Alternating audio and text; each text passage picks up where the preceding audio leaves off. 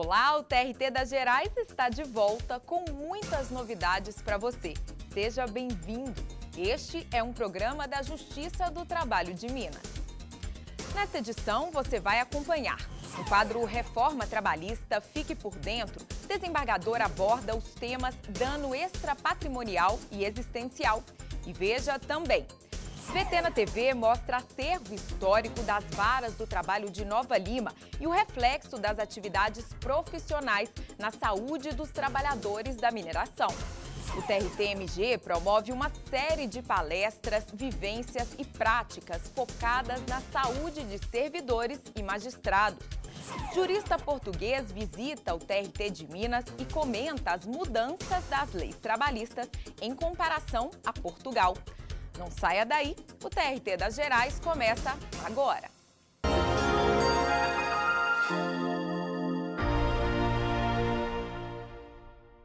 Desembargador do TRT de Minas explica o que são danos extrapatrimonial e existencial, novidades trazidas pela reforma trabalhista.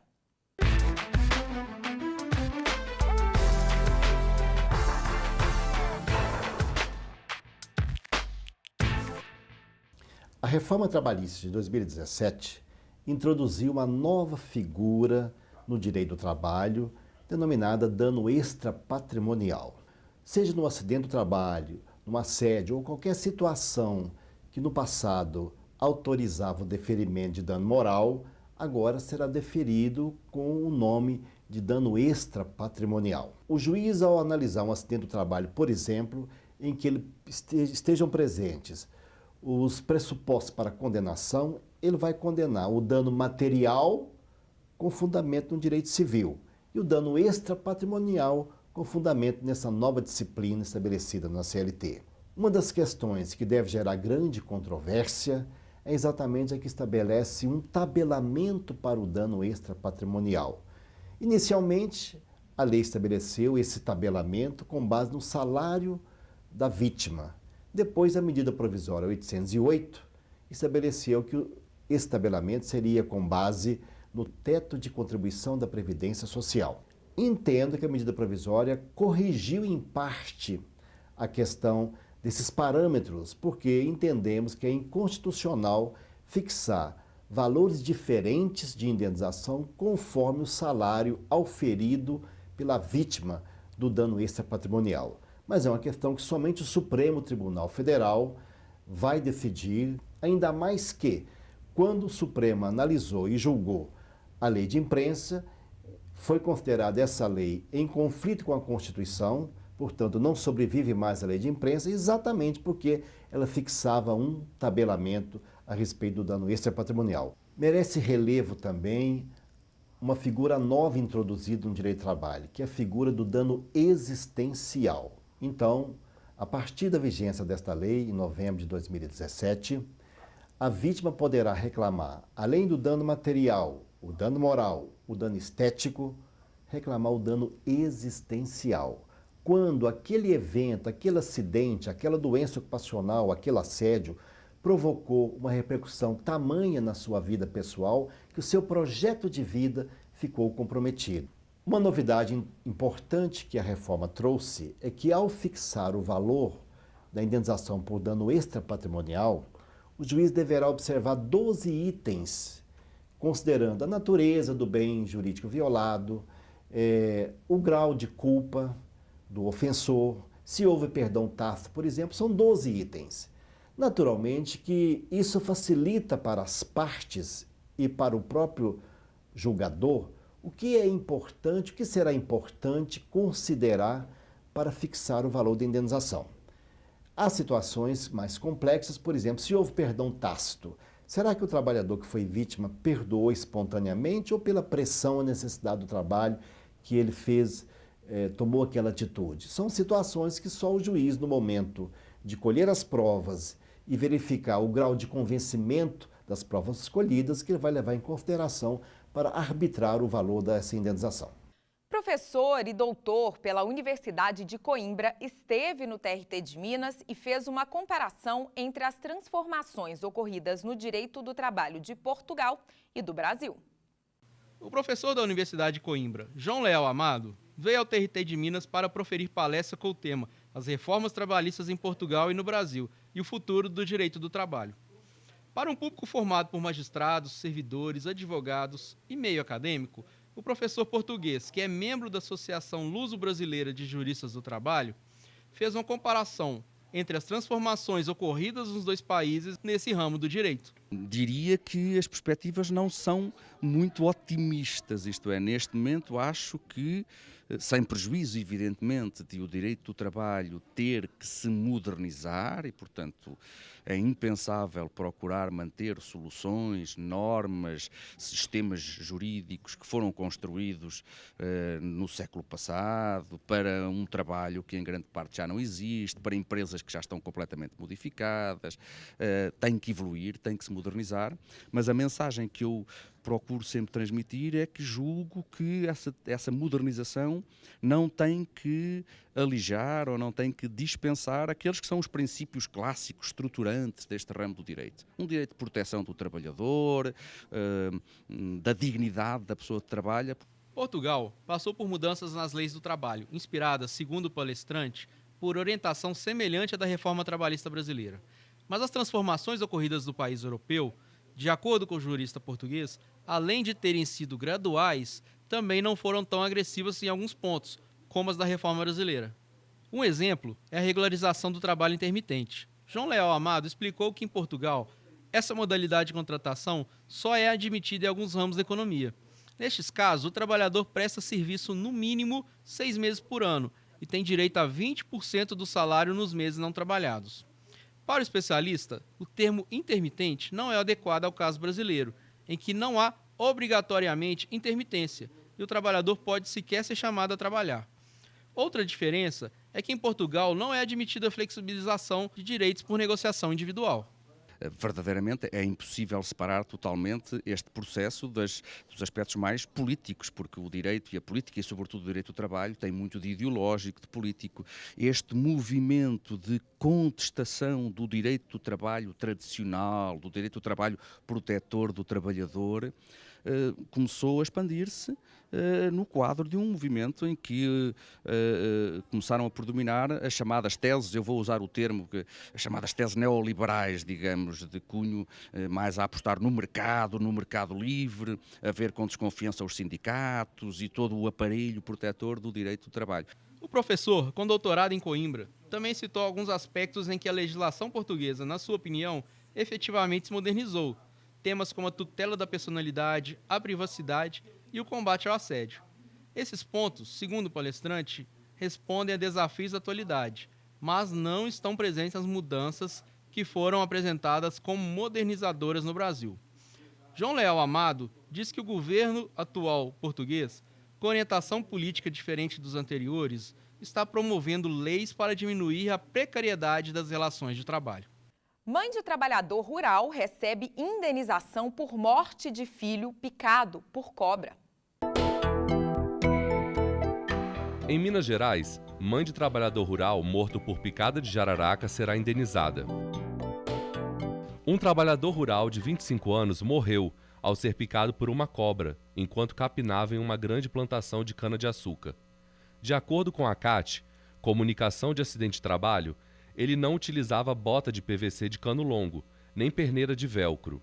A mãe do trabalhador entrou na Justiça Trabalhista Mineira pedindo indenização por danos morais e materiais. A 9ª turma do tribunal concluiu que o acidente foi causado por negligência da empregadora. Esse tipo de acidente é bem comum no meio rural, e por essa razão, a empregadora deveria ter fornecido os equipamentos de proteção individual, EPI, além de providenciar atendimento médico eficiente e rápido ao trabalhador, o que não fez. Por esse motivo, a mãe do empregado receberá indenização por danos morais e materiais no valor de R$70 mil. Depois do intervalo, veja o que diz especialista sobre governança aplicada à administração pública.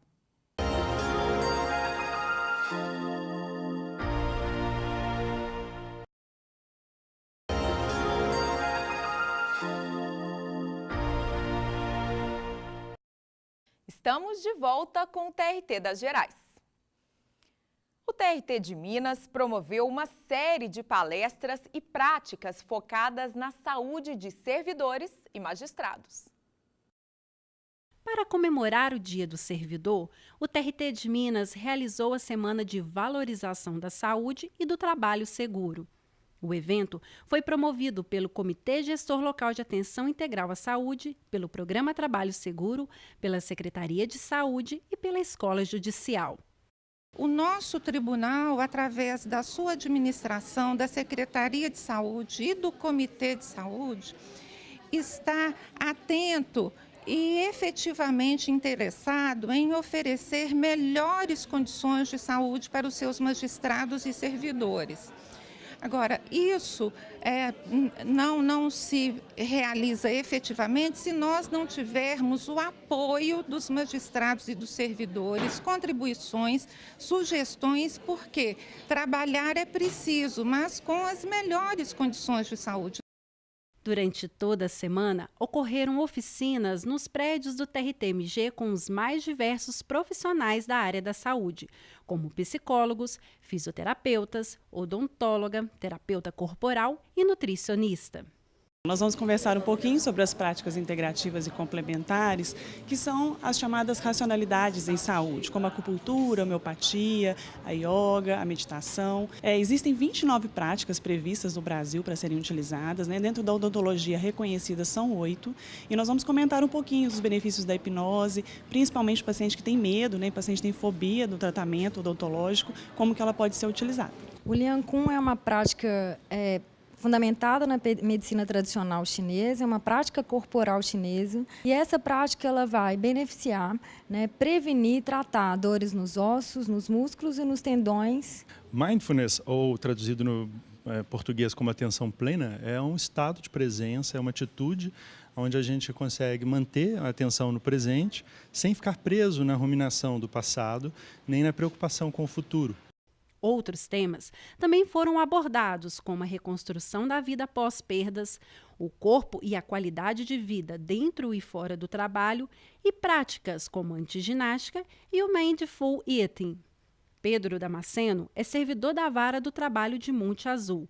Ele viajou cerca de 700 quilômetros para participar das atividades. É um desafio estar aqui participando dessas palestras, né? Porque para a gente aqui de Monte Azul, uma das varas mais distantes aqui do tribunal, mas vale a pena, porque desde que eu cheguei aqui na terça-feira e também a palestra de hoje foram palestras realmente muito interessantes, são profissionais realmente muito preparados e que mostram que o tribunal está preocupado sim com a saúde do servidor, né?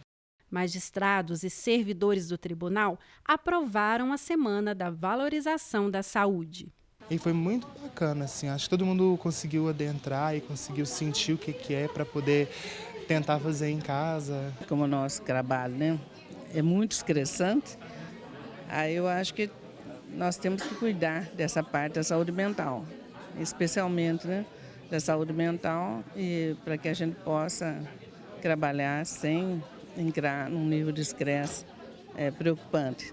Aí que eu conclamo os demais colegas que participem dessas semanas, né, que são programadas aqui no tribunal, com certeza vão tirar muito proveito. Eu participei de todas as oficinas, desde segunda-feira, hoje é a última oficina, todas elas. Eu gostei muito, para mim todas as palestras foram de grande valia, eu tirei um aprendizado de práticas que eu não conhecia, são coisas que eu vou levar para a minha vida toda e vou tentar praticar, que no interior a gente não conhece, eu nem tinha ouvido falar ainda. A minha nota para a palestra seria assim, de excelente para cima.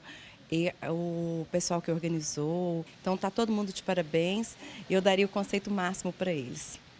Professora da UFMG e especialista no assunto governança, promove palestras para servidores e magistrados.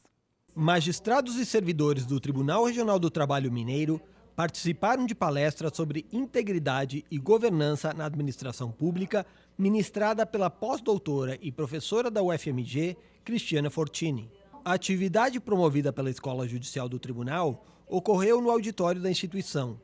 O presidente, desembargador Marcos Moura, abriu o evento falando que o tema está relacionado à preocupação atual da administração em atender, com maior eficiência possível, o objetivo da jurisdição, que é a prestação de justiça. A palestrante abordou os cuidados que instituições e gestores devem ter para evitar situações de corrupção e favorecimento. Governança é um conjunto de procedimentos, de ações que são adotados com vistas a fazer com que uma determinada entidade pública ou privada consiga alcançar suas finalidades, que ela não se perca em desvios comportamentais praticados por uma ou por um grupo de pessoas e que ela consiga, então, preservar, além das missões e dos valores que essa entidade tem, preservar esse ambiente ético que favorece o cumprimento dessas finalidades. Ainda segundo a professora, o conceito de governança, que inicialmente foi aplicado à iniciativa privada, deve ser desenvolvido também dentro da administração pública. Então, a padronização de comportamentos dentro da administração pública, em espaços decisórios que permitiriam outros entendimentos, é uma técnica interessante. O simples fato de hoje as pessoas saberem que é preciso começar a pensar nisso, que é preciso refletir internamente onde que, por exemplo, no TRT, estão os setores mais sensíveis, mais propensos a práticas de atos ilícitos, na medida em que nós estamos falando de seres humanos que são falíveis. Então, onde que é preciso monitorar mais os riscos? Quais são os riscos aqui do TRT, do ponto de vista da sua função administrativa? Como se faz para monitorá-los? Em que medida a gente precisa de reformular os nossos procedimentos para evitar situações de conflito de interesses, por exemplo? No próximo bloco, entrevista sobre a reforma trabalhista. Não saia daí, voltamos já já.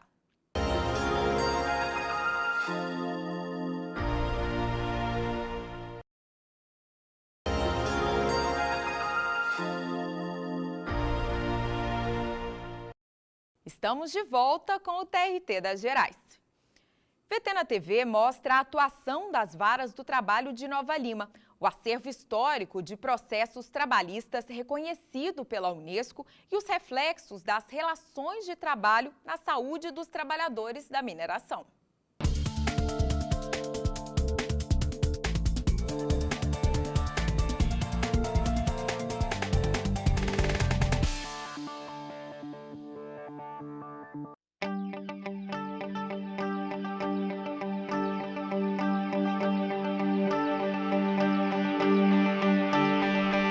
Nova Lima tem sua história ligada à mineração.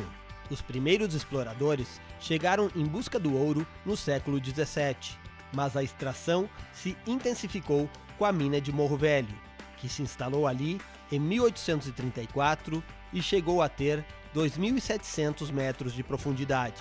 A vila de Nova Lima foi fundada em 1891.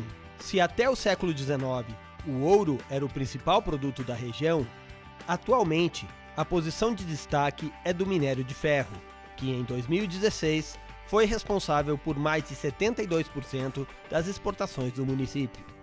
Com população superior aos 80 mil habitantes, o município que integra a região metropolitana de Belo Horizonte tem o maior índice de desenvolvimento humano do estado de Minas Gerais e o 17º maior do país. É uma cidade muito gostosa, muito característica. Eu acho que ela tem um toque histórico também. Eu acho que essa questão da mineração é muito forte, ela vive muito disso, mas também tem todo o entorno com condomínios luxuosos. Adoro a cidade, gosto muito daqui. Nós temos os benefícios da cidade do interior, né?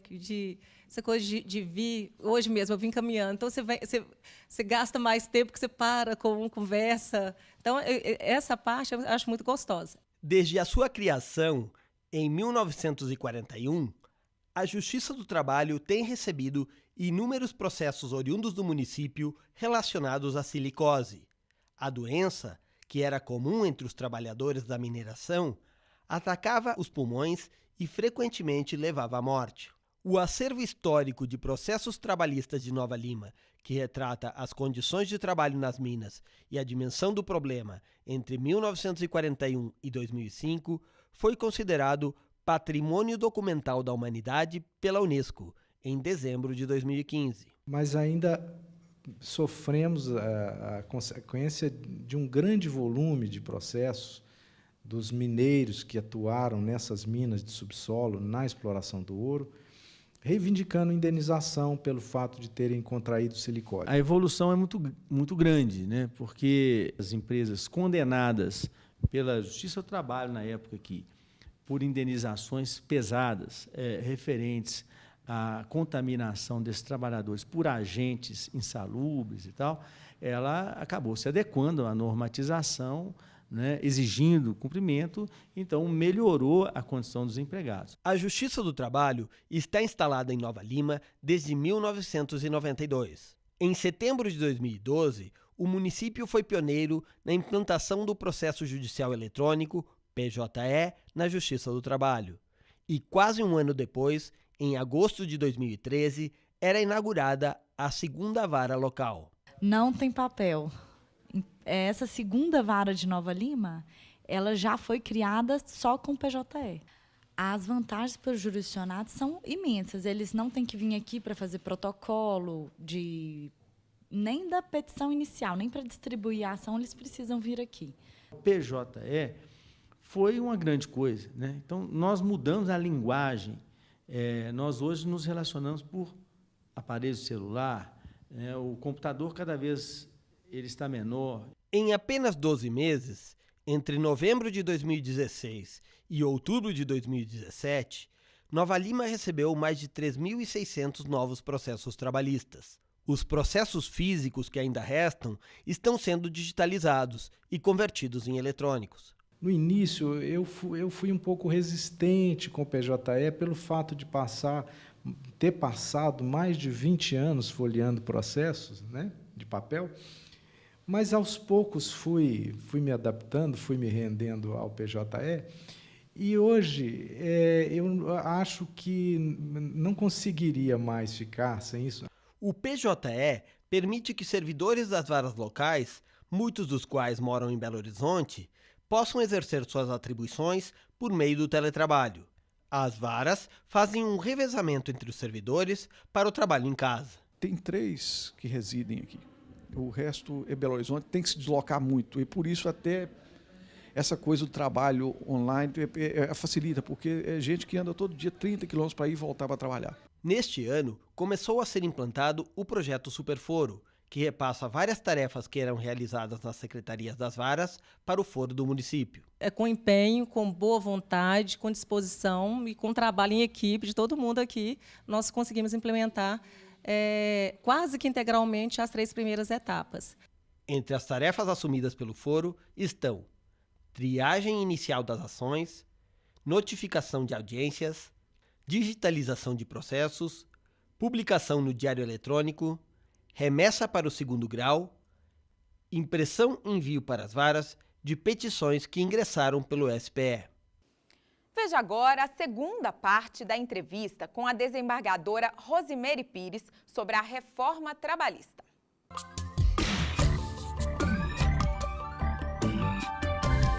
A lei da reforma trabalhista, ela no parágrafo 9º, reduziu à metade o valor do depósito recursal para as entidades sem fins lucrativos, empregadores domésticos, microempresas individuais e de pequeno porte. E no parágrafo 10, ela explicitou que são isentos do depósito os beneficiários da justiça gratuita, as entidades filantrópicas e as empresas em recuperação judicial.